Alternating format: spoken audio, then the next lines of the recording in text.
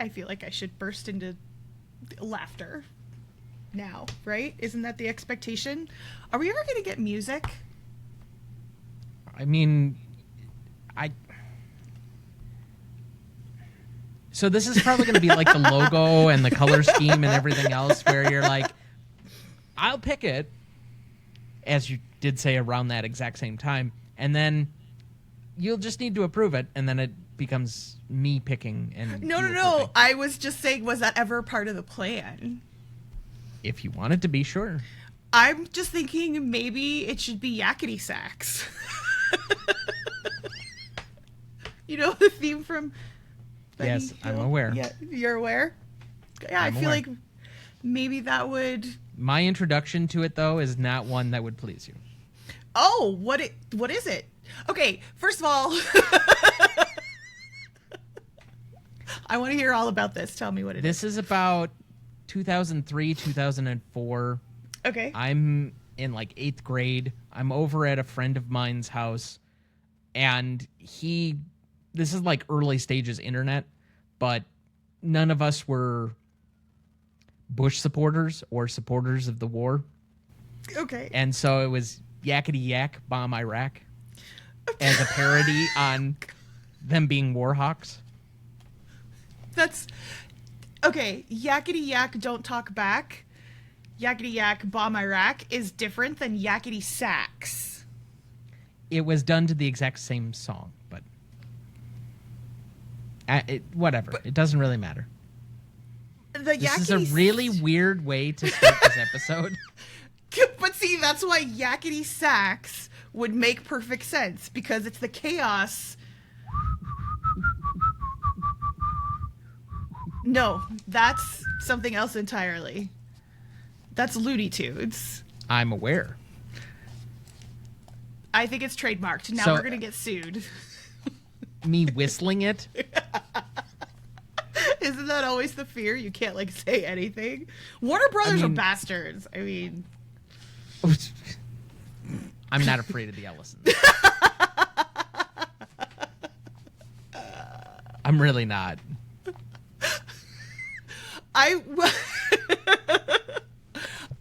Yakety Sax is... Benny Hill, yes. Benny Hill, where they're running around in shenanigans. Yes, I know. Yeah, okay. All you're asking for is really calliope music.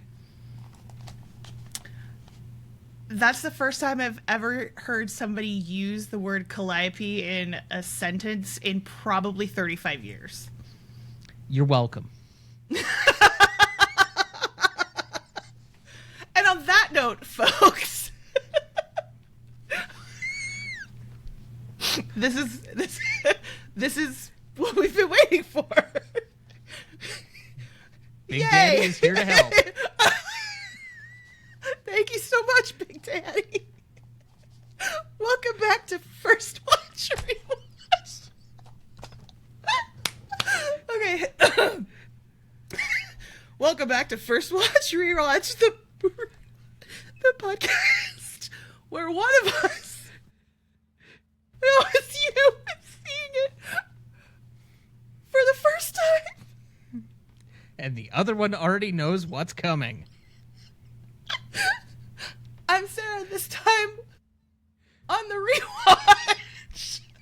And I'm Tom, otherwise known as Big Daddy, watching The Good Wife for the first time. Today we're covering season 1, episodes 5 and 6, Crash and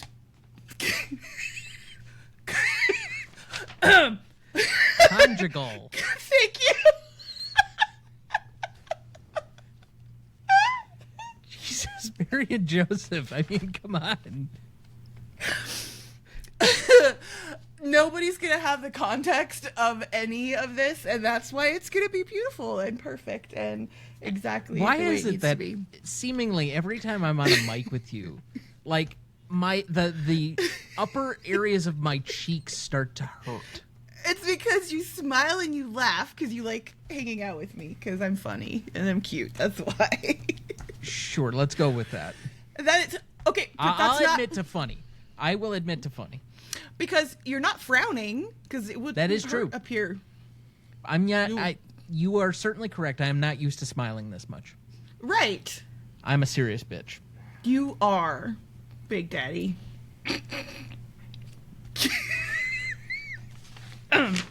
Disclaimer, I'm not calling Tom Big Daddy. I'm making reference to something else entirely. Okay, so let's talk about these two delightful episodes.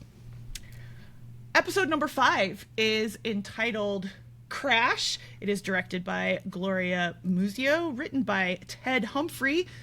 Original air date is October 20th, 2009. And here is our summary. Alicia and Will represent 3 widows of train engineers who have been accused by the company that they, not the company, were responsible for their deaths in a train crash. So the engineers are responsible, not the widows of the engineers. Alicia and Will have 72 hours to find the smoking gun to prove that the company was responsible. On the home front, Alicia and her mother-in-law Jackie clash when Jackie goes against Alicia's wishes and takes the children to visit Peter in jail for his birthday. Okay. The other one, episode 6, Conjugal, I can say it, directed by Rod Holcomb and... You're a big girl now. Yes, and written by Angela Amato Velez, originally aired on November 3rd, 2009. Alicia and Will work on the appeal of a death row inmate accused of killing a police officer. Knowing that her client was convicted of the crime under Peter's regime as state's attorney, Alicia agrees to his request of a conjugal visit in order to obtain any information Peter may have regarding the original case. Okay, so in episode 5 in Crash, we have Martha Plimpton as a guest star. I don't know where most people know her from, but for me, she's from the Goonies. And this is also when we first hear that there is a third partner in the firm who is leaving, right? Mm-hmm. We Which talked you did about tease the last time. Right, and you were like, there's only 2, and I'm like, no, there's 3. I mean, they said in the first episode that there were 3, but yes, he's leaving, and so they're already talking about potentially what could be happening. All right. What stood out to you out of these 2 episodes, Tom? Give us your first watch reaction. So I was looking for the show to define itself and start to take on an identity, give the characters some fleshing out, where it felt like they were more midstream instead of we were trying to get to know them. 5 is that episode. Okay. And what is it about 5 that defines that for you? I think they stopped trying to focus so much on the good wife aspects, the stuff with Peter, that they were able to focus more on the legal aspects, spend more time at the office, make it narrower in scope. Instead of having like 15 characters, we had pretty much 5 or 6. And the legal portions weren't as outrageous or egregious as they had been.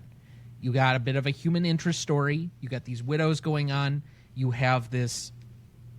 I don't remember what the woman at the company's or the train company's position was, but she's in a extramarital affair and just had a baby with somebody else, even though she's married, and doesn't want that to come out. And so the amount of emotionality and pitting of stakes, I thought was a good elevation for where they needed to finally go with this show. And you narrowed it down to give us something meaningful actually coming out of these, instead of just, well, we're going to build things up and then we're going to like release the pressure way at the end because we have to finish this week. And so it doesn't feel like it's a fully fleshed story. This was the first inkling that, oh, okay, this can be something bigger. They can write better. They can be more succinct. The characters can somewhat have their own breathing room without having to be so crowded. And so in terms of like the resolution of this case, because you had talked previously about how some of the other ones felt like Deus Ex Machina, right? So Yes. Big power coming in at the end to wrap everything up in a tight bow. How did this one strike you? Again, going back to, she had to choose between two sets of people. She could expose somebody's poor choices. To be fair, they put themselves in that position. But the fact that she had to do it, and they had tried to play on her emotions not to do it, but also tried to take her down that path to begin with, it was a complicated, nuanced situation with a lot of human beings that I felt was deserved, because people had made poor decisions, and now that they had to basically pay the consequences of making those poor decisions.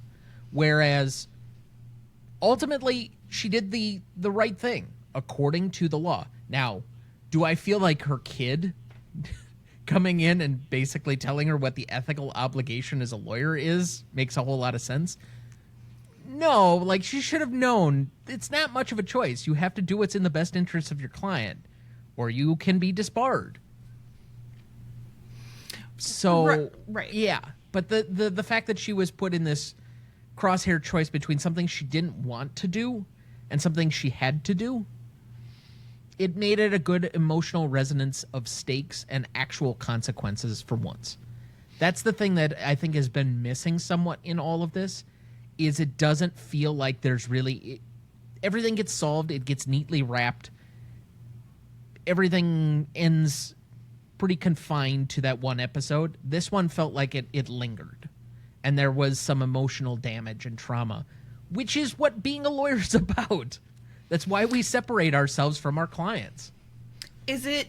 do you think it's possible that maybe in this episode that the villains feel a little bit more obvious than, I don't know, rapist or kid mistakenly done? This is an actual crime. The crime happened, the company's trying to deviate away from it, and they're making up some bullshit. But the employee who knows that things were wrong... I don't think this is as clear a black and white as you're making it out to be right now. No, that's not what I mean. Is it... maybe I don't know how to explain what I'm thinking. So to me, it's very nuanced. Martha Plimpton's character stands out to me a lot as being, she is portraying the villain, but she herself is not necessarily a villain. I'm saying when we first meet her, right? She's very standoffish. I mean, she's pulling some tactics that she can't really do. Ending the deposition in the middle, which I know it's a TV tactic and it happens all the fucking time. Suits is notorious for this, where it's just this deposition is over, and then they walk out. You can't do that. She's pretending that she's having contractions. At least that's more in the realm of possibility, where medical emergency or some bullshit like that. But still, that's what she said, and we know that she's full of it, right? And so that she's sort of coming in as this figure who's we're going to sweep this under the rug, and we don't necessarily like her.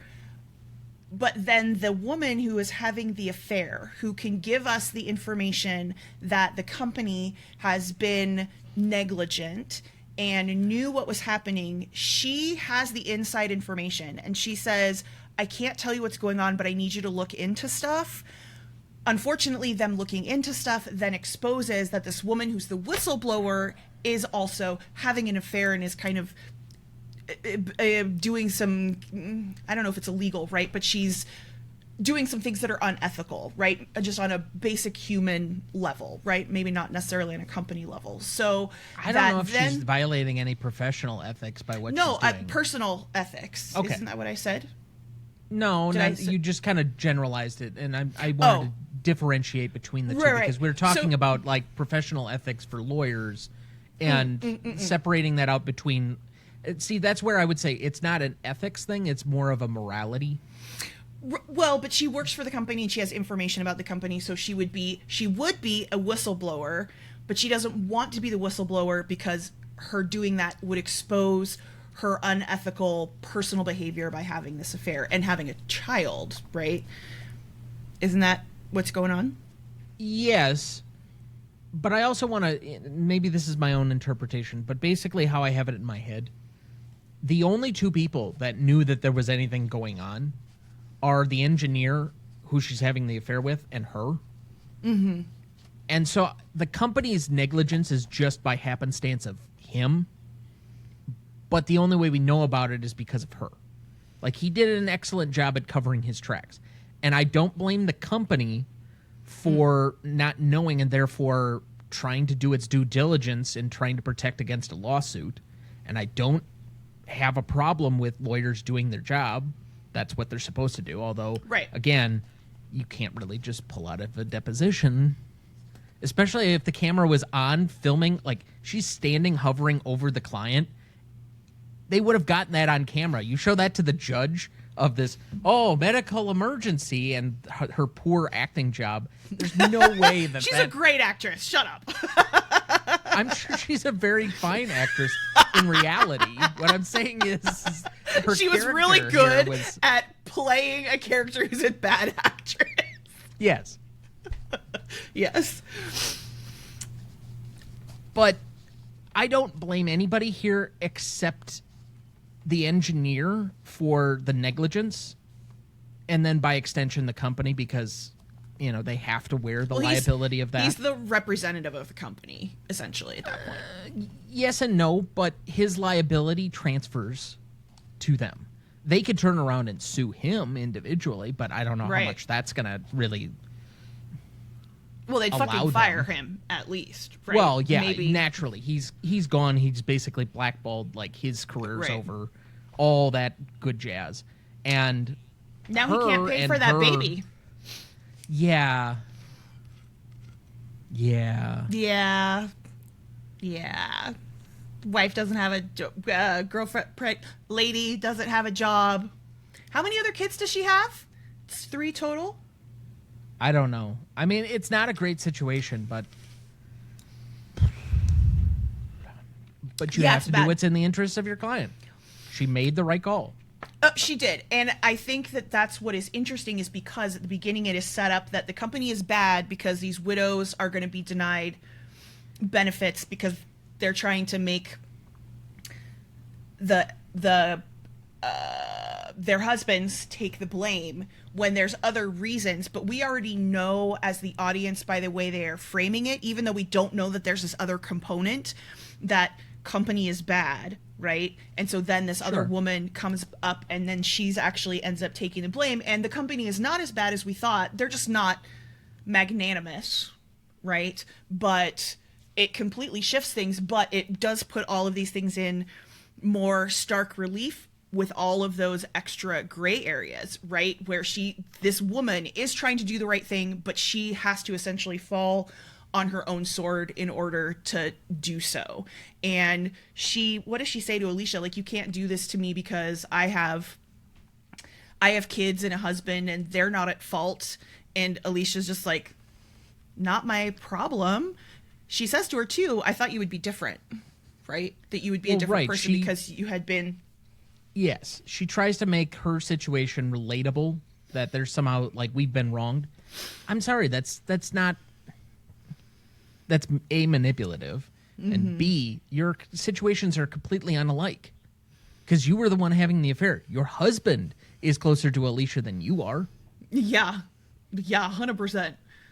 Yeah. So I do want to make the caveat here, and I've said this now multiple times, that she did the right thing by doing right by her client. There are areas you don't go to just because it's in the best interest of your client.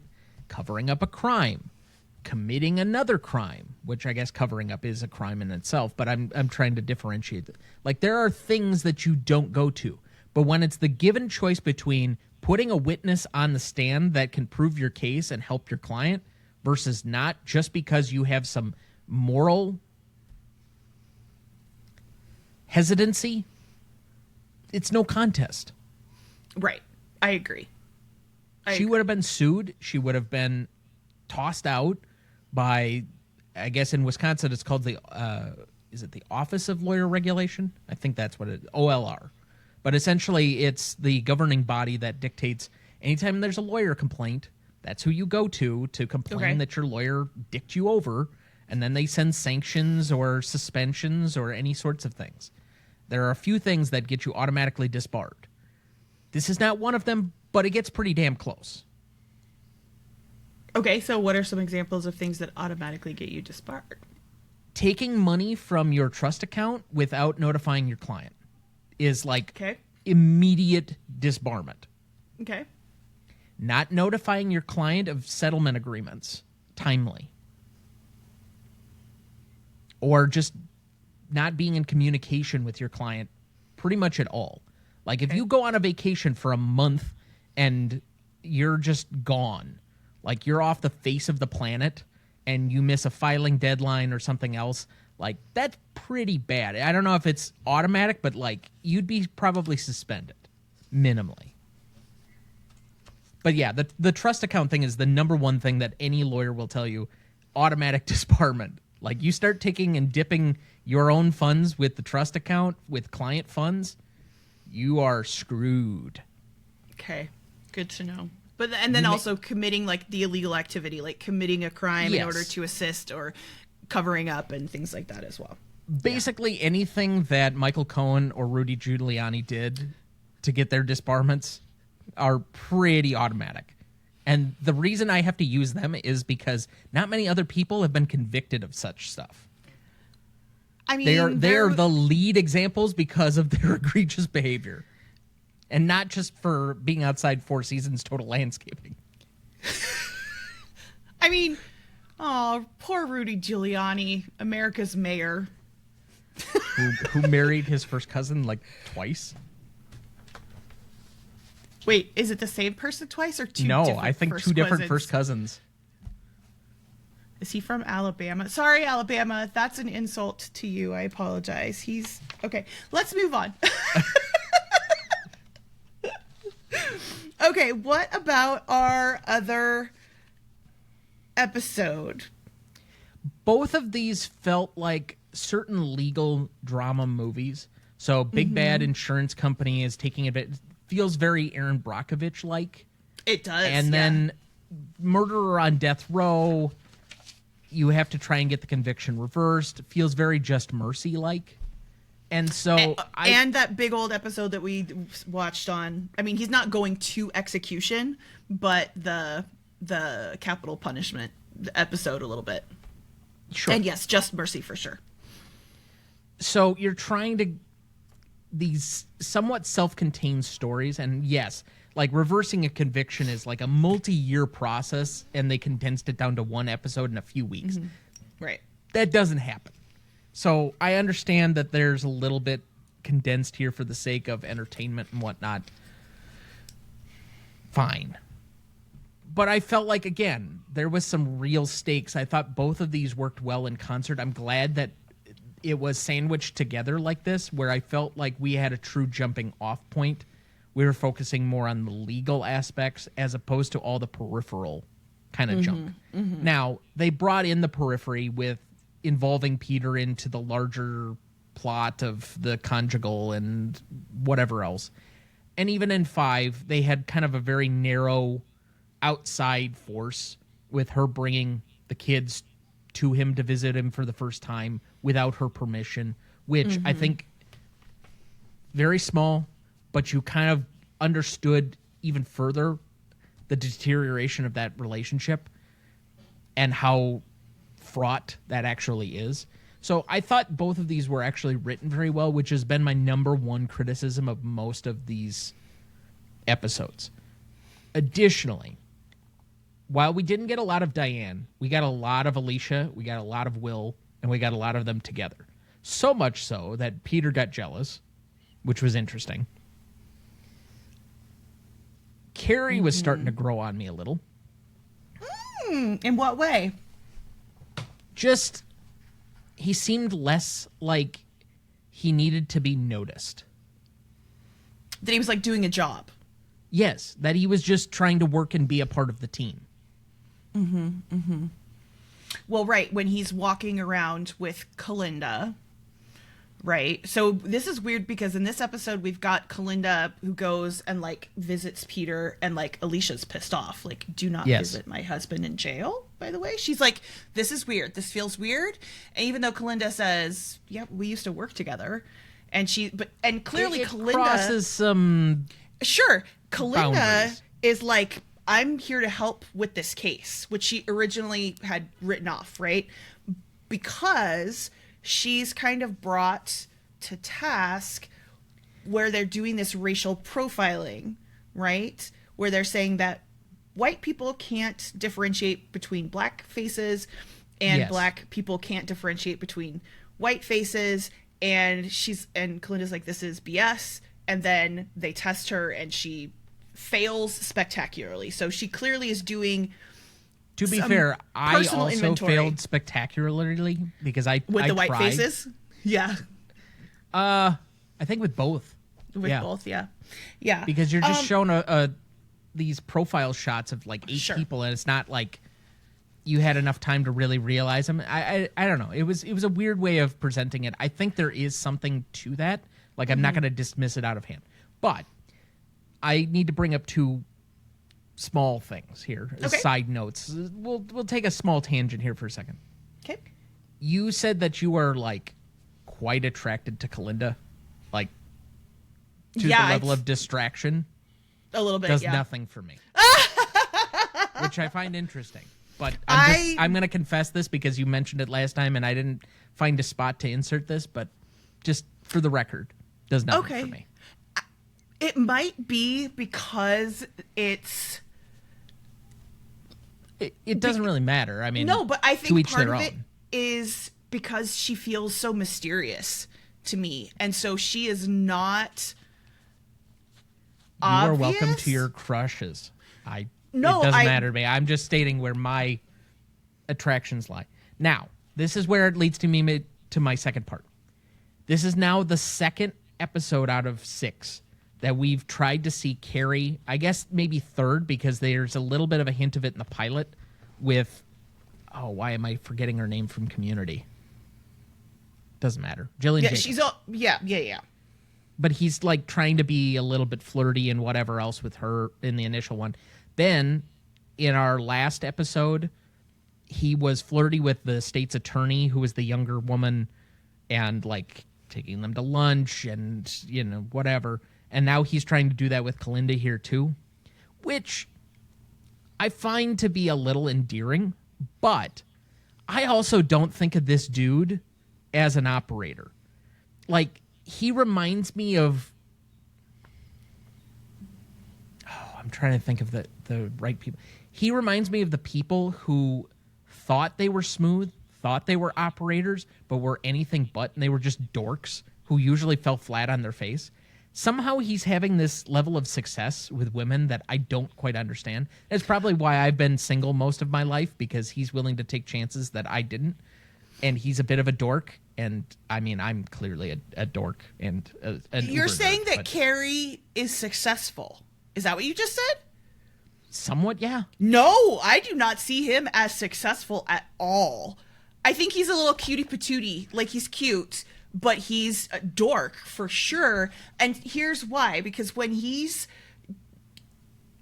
engaging with Calinda and she's like, hey, can you go do this, this, and this? She's clearly manipulating him to get him to do what she wants because it's going to benefit her. And he's just like, oh, he thinks that she's interested because he's a dork. No. And no, listen. And then he's like, if I do this, you're going to give me information, right? You're going to give me flirty information about you personally.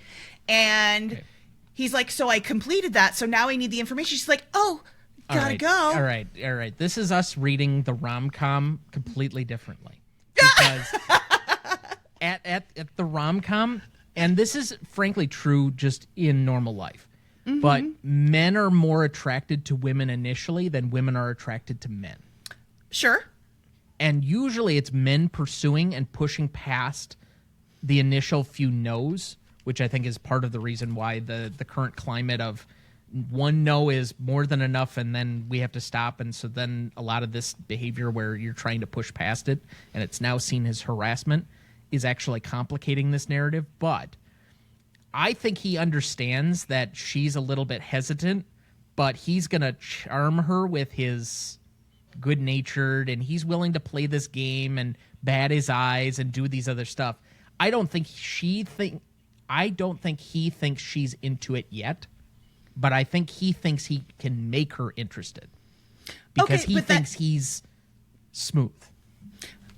Okay, but you said he's successful, and I'm saying there is not yet evidence of success because she clearly... Okay, if success... What exactly defines success here? He does not get, by the end of this episode, get what he wants, which is for her to tell him personal information, because he says, okay, you got to tell me this stuff, and she's like, no, I got to go, and he's just like, what? Okay. So it's like the emotional friendship blue balls. Like, he doesn't get what he wants. See, I don't see it that way. I think it's him A long planting con? a lot of seeds.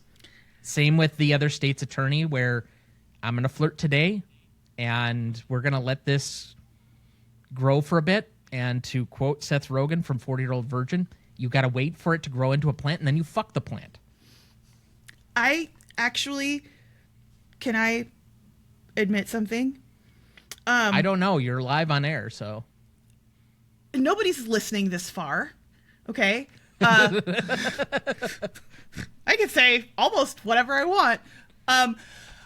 Seth Rogen's character in 40-Year-Old Virgin is the only time that Seth Rogen has ever been funny or attractive. Okay. That guy could get it. Not Seth Rogen in any other iteration ever at any time. And watching him do a little dance in order to throw himself into the tub with Elizabeth Banks is awesome. And when they're playing video games, but I can't repeat what they say when they're playing the video games. I mean, because it would be offensive. I really don't think it's nearly that offensive, but okay. I'm not going to say it. Fine, whatever. If we ever cover that movie on Gmode, I'm going right for it. Oh. The same as when I quoted lines from Blazing Saddles. Oh man, I really like that movie. Like, I'm kind of embarrassed how much I like that movie. 40-Year-Old Virgin or Blazing Saddles? Yeah. No, 40-Year-Old Virgin. Blazing Saddles, I have no problem saying. 40-Year-Old Virgin is a very personally great movie. Like, it has a lot of personal significance to me. Okay. From growing up and watching it in high school, and kind of like Anchorman, kind of like Talladega Nights. They have certain resonance. Forgetting Sarah Marshall. I saw them at a strange time in my life. Okay. Got it. So, moving on. Got it. I Yes. think he's planting seeds, and I don't think, especially with some of the looks she gave him, that it's going unreciprocated completely. I just thought it was interesting that they put those two characters together. Okay. I mean, I choice. think I choice. I agree. So I think that I originally liked that interaction because I was like, this is not what I expected. But my read on it this time was, oh, she's completely... This is, again, I think I had your reaction the first time that I watched it. And this time I'm just like, no, she's not interested. But it could also be that I'm highly defensive and I would just be like, ew, gross. You also have the burden of knowing what comes after, so... Not... Tom, what have we learned about my brain? How much information am I retaining? I may or may not remember what actually happens in the future. Okay. So, yeah. I guess we'll find out. We will find out. We will find out. Okay, so, but you didn't feel necessarily any better about Calinda as a person. I mean, what about her? I find her so cold. Okay. Like, there's no warmth. There's nothing to relate to. Okay. She feels stoic. And that's not anything I can really connect to.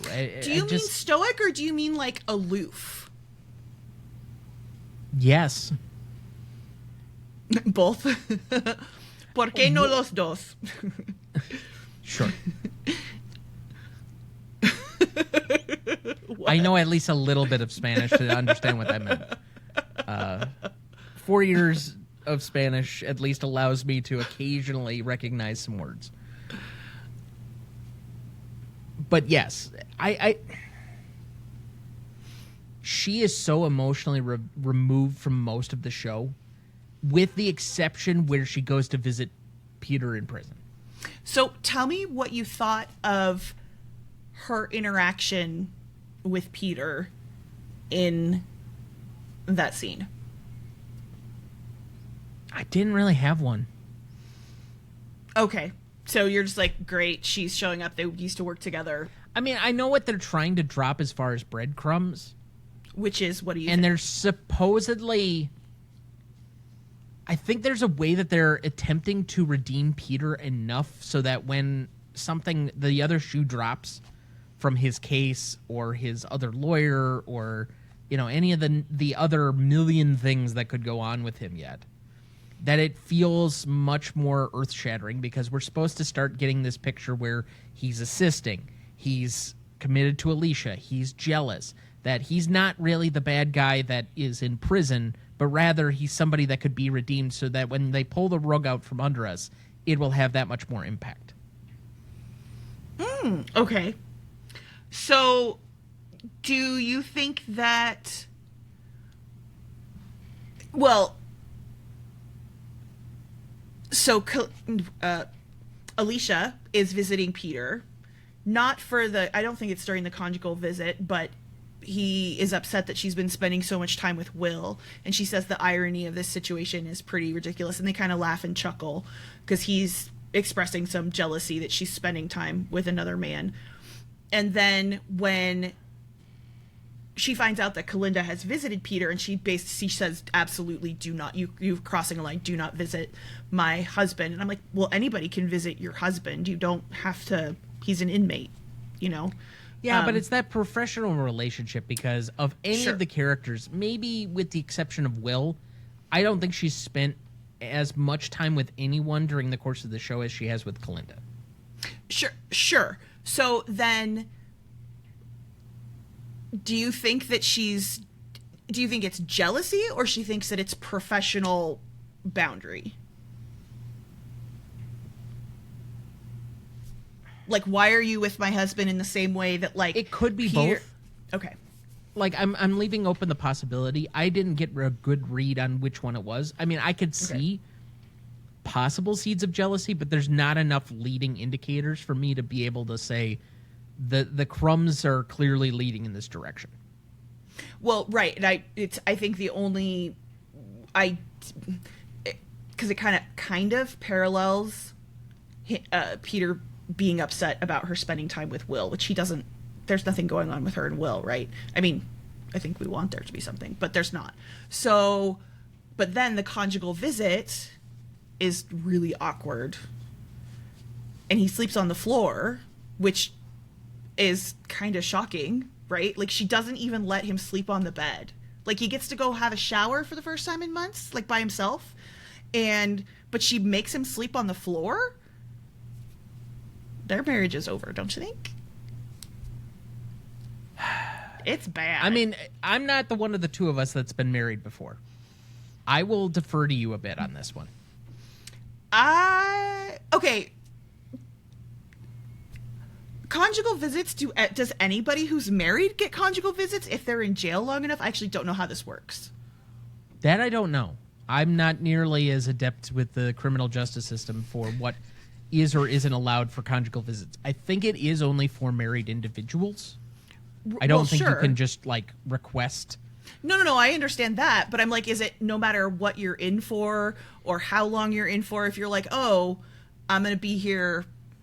So this is going to be maybe a little more off the wall and meandering, but the prison system in Wisconsin has minimum security, like medium security, maximum security, and then supermax. Okay. So minimum security, I don't think there's going to be much of an issue. Moderate or medium security, I still don't think there's going to be, but that's like, so the minimal or the minimal security kind of thing is like work detail and whatever else. And I can't think of, it's probably like white collar or very minor crimes, nothing violent likely in those.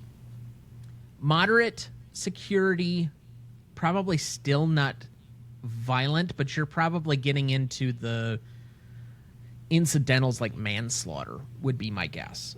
Again, this is without like too much to fall back on. This is a question for Dana, not for me.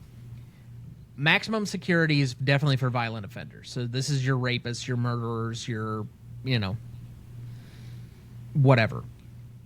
That is very confined, very limited time out amongst other people. But that's what most people think of when they think of prison systems, is the maximum security. Supermax here, I'm still waiting for the Eighth Amendment challenge for cruel and unusual punishment, because it's 23 hours of solitary confinement. You get 1 hour a day outside your cell. You really don't get to be in contact with anybody, and that's your sentence. And that's for the people who murder people in prison. Okay. So the guy that killed Jeffrey Dahmer in prison wound up in Supermax. And there's only one Supermax prison. And nobody goes there. That is like Azkaban. Okay. So I don't know if that answers your question. I'm trying the best that I can to recall what Dana has basically passed to me over the years about Wisconsin criminal justice. I have to assume a lot of the prison system is spent like that, with maybe the exception that not every state has a supermax. Okay.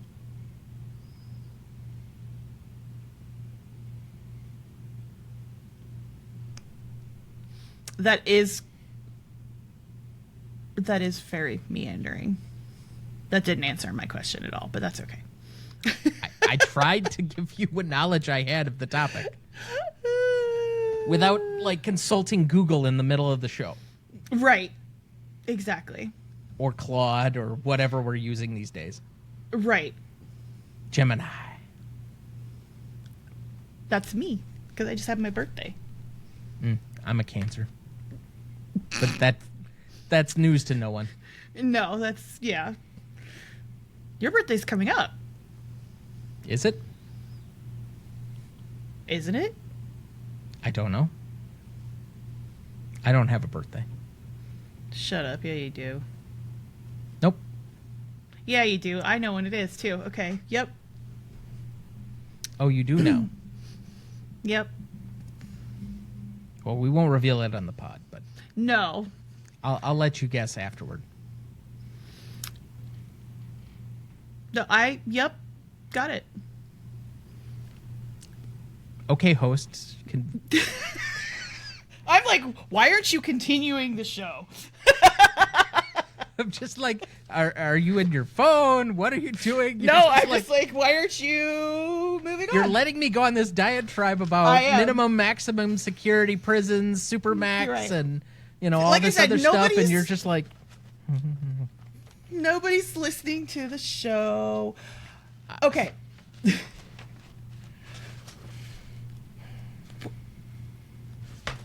So, in terms of, do you have predictions going forward? You said that already that you think that the seeds are there for Peter to be redeemed. You'd already previously said you think he's going to get killed. Do you think that that's still going to be the case? Yes. Or is it more, okay, so they try to redeem him, but then he's going to die. yeah. Okay. There will be a shoe drop where like something comes out that will spoil his reputation, and then he'll like get killed mysteriously, and then it'll be like this other mystery that's outside of the parameters of this show for a minute, you know? Okay. Any other prediction? Well, I already said Alicia and Will are going to doink because they are. Like, even What? they started to recognize... I gotta go home. Can't be alone with you in the office. Let's get it on. But this... Let's get it on.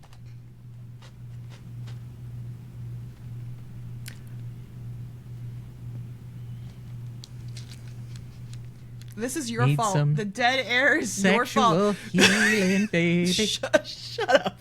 Okay, this is also in these 2 episodes. I can't remember which one. I think it's number 5. There's talk of the firm is going to be losing a member, right? Yes. And this third person that we've never met. Correct. And okay, how are things going to get broken up? And Diane, I don't know. There isn't a lot there yet. I mean, even the plot line or the storyline with this missing partner or replacement partner that he's going to retire or whatever else. Like, I feel like that was a little bit of a MacGuffin to let us know that Diane is a sexual person. right. I was going to say, that's the whole thing, is we think she's interviewing somebody for a position. It's just the position is under her.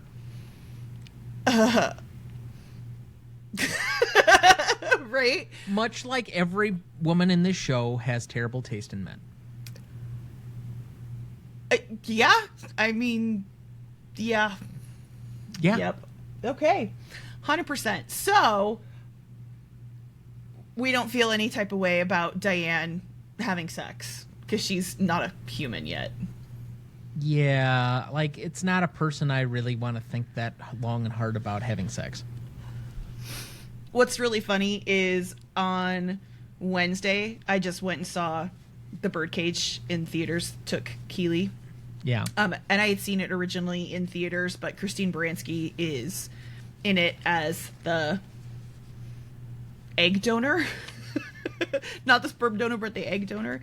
And she's adorable, and I really like her a lot I mean, as an actress. I think she is a wonderful actress who's had a very steady career, particularly in television, but it's hard not to see her as Leonard Hofstadter's mom. And at that point, she's just kind of asexual to me. Fair enough. Okay. Fair enough. Out of the 2 cases, which one was more interesting to you? Train disaster or wrong conviction for murder? I think for most people it's the latter, but I'm going to go with the former. I think that the train situation, because I've seen a lot of cases or read a lot of cases, I guess, in law school that seem kind of ripped from these pages a little bit. Mm-hmm. So the wrongful conviction, I think, again, being a law student, you see how egregious the conviction rate of some of these things are. Yeah. Yeah, So- I think so. Yeah. I mean, there's a reason we have an Innocence Project, because Right. if I had my druthers, and this is going to go political for the first time really in this second season, in a way we did a lot in the first season. I think I said this on the death penalty episode that we covered for the West Wing, but I am a strong opponent against it. Right. Just for the Right. record. I remember reading. I'm not going to be able to tell you the author. It would be wrong, but essentially someone spending time with people who are on death row and witnessing what actually happens when they are executed and I want to say the article, was it from like the 70s or the 80s? I can't remember. Could be. But very famous, and essentially exposed, I guess, the cruelty or maybe the barbarity of capital punishment in a way that Right. maybe the public hadn't had access to before. And yeah, I mean, I guess I'll say I don't believe in capital punishment either, except under one extreme circumstance. And I think, and this is just me saying my own feelings out loud, and I don't get to have any influence on anything, but like people who commit sexual violence against children, those are the only people that I would feel might be justified. Probably not even then, because I think it goes against my moral sensibilities, but that's the only time I feel like somebody could convince me like it needs to be done. Yeah. It goes against my implicit moral code, Yeah. but I That makes understand sense. where that feeling comes from, because I think that is, more than anything, the one thing that animates people the most. Murder your husband, poison him, fine. Right. But you hurt a child, or you hurt a dog, I guess, even in these days. And, Yeah. like, bitch has gotta go. Well, and that's why child predators are often killed in prison, right? Yes, I because know. even other criminals find that to be abhorrent. They're like, Yes. yeah, Agreed. Like, it is the crime that most people can't understand. Like, I think, in a way, most people can put themselves in the shoes of somebody who vehicular homicide. You know, you run a red light and you're not intentionally. They can't necessarily put themselves always in drunk driver kills young kid kind of thing. That's a little bit difficult. But the other one is just sexual violence of minors. right. It's because so many people think of it beyond the pale, and in my opinion, it is partnered with an illness. Like, that's not to excuse it in any way. The consequences of your actions are thus. Like, what you're doing and acting upon an illness is still problematic. But I see it as an illness as opposed to anything else, and one that needs a lot better understanding and treatment. But that doesn't mean that you can go back out. Again, my definition of justice is prevention of things. Never put them around children again. Right. There needs to be some sort of intervention. And I think that the idea that capital punishment is a deterrent Correct. is pretty much bullshit. Like, Yeah, that is not. I think there's more than enough evidence to say that it's not. Right. And to me, the other part of it that holds out from where that was, it is, no punishment is reversible, but it is the ultimate punishment that cannot be reversed. That is true. That is true. Right. Oops, we wrongly convicted you. Now we're letting you out of prison. You've been in prison for 20 years. Oops, our bad. Oh, Like, we you can't give the executed you. 20 years back. I get that. But you really can't give anyone their life back. True. Well, and Keeley says this like so emphatically. It is not okay to kill people, because no matter who they are, even monsters deserve to be alive, and just taking away someone's life is the most egregious thing. And this is exactly what we talked about in the death penalty episode on The West Wing, right? That like, human life is the most precious thing, and so then turning that into something that is done by the state outside of war is unacceptable. And Well, even in the confines of war, there are things that, you know, from Sure. an international law standpoint, Absolutely. violate Yeah. certain things, Yeah. certain tenets. Like, we don't want to excuse everything. correct. Gotta believe in that new world order that we're trying to get rid of, apparently. Okay. But moving on, we have about Yes. 5 minutes left in this hour. Yes. So, any like MVP stuff, like character or scene or takeaway or Again, I think Carrie was really growing on me in this. Will Okay. continues to be probably my favorite singular character. Okay. The mother-in-law is doing herself no favors in my eyes, but that's rather intentional. Like, that's a choice. Right. Yeah. Yeah, she's a stock character. Yeah. Outside of that, nobody really did anything. Like, Calinda's the same as she was. Alicia's the same as she was. The widow, or I guess the wife of the guy on death row, she deserves an MVP too for handing out manipulating photographs to both Alicia and Carrie. Yeah, to get them to... And then dropping the stuff. guys immediately when they're like, yeah, you did this. Well, you're here, or are you not? Yeah, she fully fessed up to it. Like, absolutely. Okay. So then that more or less wraps it up. My final question for you, because we kind of agreed, or you stated last time, that you probably wouldn't really want to keep watching this if you didn't have to, or that you would have already progressed beyond, like, you would have fed Right. more.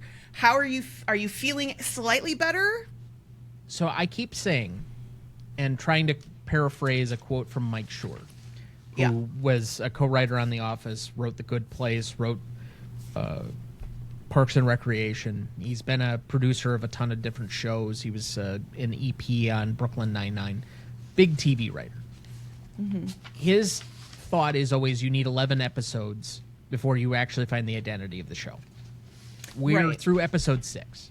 Mm-hmm. When I said I started to get invested on 5 and 6, I hope that continues, because I felt like that was a bit of a sea change where, as a viewer, I felt more connection, more brought in, more stakes that gave me something to kind of work with, bring me into the story.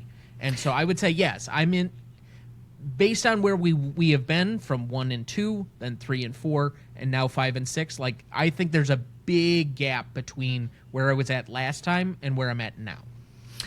So then you talk about there were big enough stakes. Are you talking about there's big enough stakes just for the individual cases of the week, or with our overall character, our main I characters? think it's increasing. Diane has some more personal stakes. We've seen her get into some difficult personal situations. I think Calinda doing work on the side that she can't really talk to Alicia about. That's something else. Will getting closer to Alicia, that's raising the stakes on that relationship. Alicia and Peter, that seems like it's continuing to bubble up. Alicia and her mother-in-law, that continues to bubble. So I think everybody has got these storylines where it continues to build individual pressure that is going to Simmering. release in certain moments. I doubt that they will all accumulate at the end of like the season, like it does in some shows. But we're headed in a direction where each character's relationship to somebody else seemingly has started to develop its own stakes within it. And that's where it feels like it's more imperative to watch whatever's next. Well, and because it's becoming easier for us to check back in with the characters and not have to like revisit everything Yes. that has gone before, right? So it's Yes. more in medias res, and we get, okay, here's how the characters are basically going to function. That's why I started with saying 5 was kind of like a jumping in point. Yeah, okay. That makes a lot of sense. Okay, well, I think that about wraps it up for this week. Next time we are covering... Well, here's a question, actually. I was going to say we're going to cover episodes 7 and 8.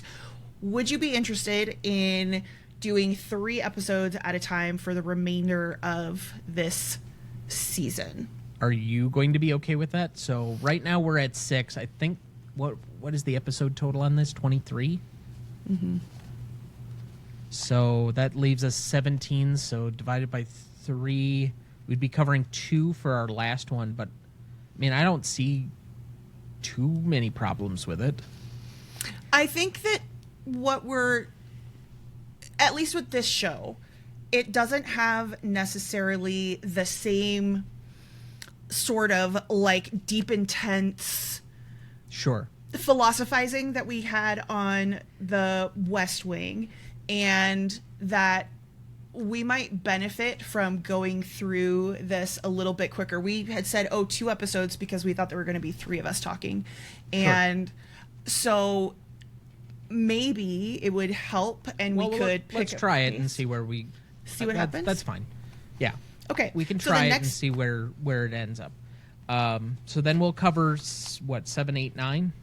7, 8, 9, yes. Mm-hmm. Okay. Yep. Okay. Awesome. One last thing before we end this, because I know you were going into your repertoire, but I sent you a message and you never responded to it over the weekend. But David Paymer. Oh, yeah. Yes, I love him. Oh, and we noticed, too, we had a judge come back around in these 2. He's the first one. Yeah, which is Paymer. That's what I'm saying, is he came back, and our love first him. Prosecutor coming back around again.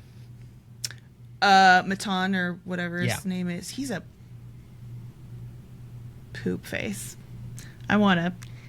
Honestly, I feel like she gets the best of him every time, so I really don't care. He's kind of a jobber.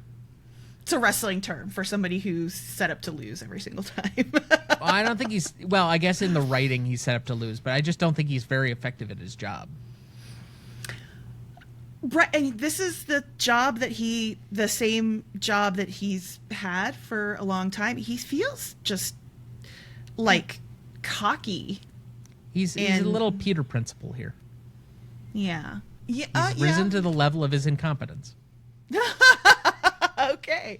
I like that phrase. Okay. So then next week You've never heard the Peter Principle before? I have heard it before, and the wheels are turning. You got to cut me some slack with this disaster. I've never understood that phrasing, because how do you cut slack? If you cut, there's no longer any... They slack. Wait, it's just a gap. It's a space. Give slack. Cut me a break. I think it's a mixed metaphor. I'm going to have to look this up off air. Yeah. Use the word etymology. It's your friend. Etymology. Yeah. It means the origin of something. So I often look up word and phrase origins, just for my own edification. Were you... This is now SAT word. Were you giving the definition of etymology to me or to our Damn right audience? I was. To me. Yeah. To me. You think that I don't understand what etymology is? You can't handle the definition.